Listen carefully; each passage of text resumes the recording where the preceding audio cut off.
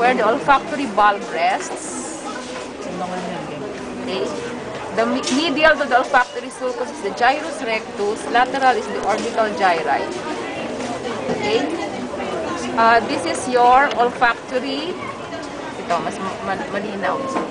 This is your what? Optic nerve. Okay. This is chiasm. Behind is tract. If you have lesion of the optic nerve, you have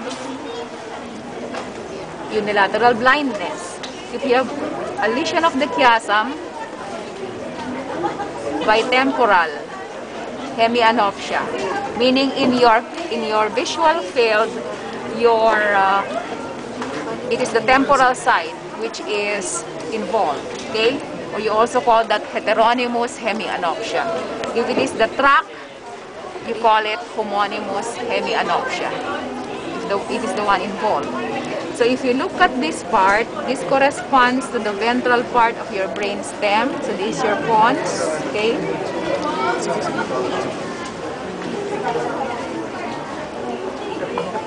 This is your brachium pontis. This is the pons. This is cerebellum. So attaching the pons with the cerebellum is your brachium pontis or your middle cerebellar peduncle. There are some specimens where the trigeminal can be seen. Here you just see the stump. It is the stump of the trigeminal nerve. Ayan.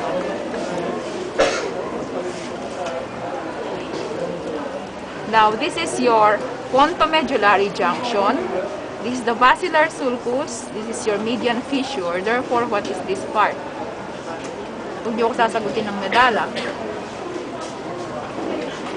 Ito, itong umbok na to on each side of the median fissure. Pyramids. Ano tong this one on the sides? Inferior olives. Good. Okay? Supposedly, if you have a lesion of your pyramids, what will be your manifestation? What does the pyramid carry? Corticospinal fibers, and they are what type of fibers? Are they sensory or motor? Motor. The name tells you corticospinal. So galing sa cortex pababa. So it's motor.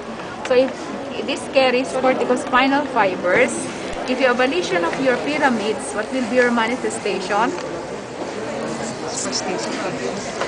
So it is spastic hemiparesis or weakness, ipsilateral or contralateral? Contra, because the decussation will be here below pa. Okay? So this is your pyramid, this is inferior olives. Now, with regards to the blood vessel, this is your actually this is one vertebral, and at the pontomedullary junction, we do not see the other vertebral, but we can see that they form your basilar artery. And from the basilar artery, its terminal branch would be your posterior cerebral. This is joined to your internal carotid by your posterior communicating. And then if we see the branches of your internal carotid, this will be your anterior cerebral, and the much bigger, laki ng carotid nito. Okay? This is the anterior cerebral, this is your middle cerebral, which is outside the circle of Willis, and this is the anterior communicating. So you have completed your circle. So basilar artery, okay, posterior cerebral, posterior cerebral, I'm sorry,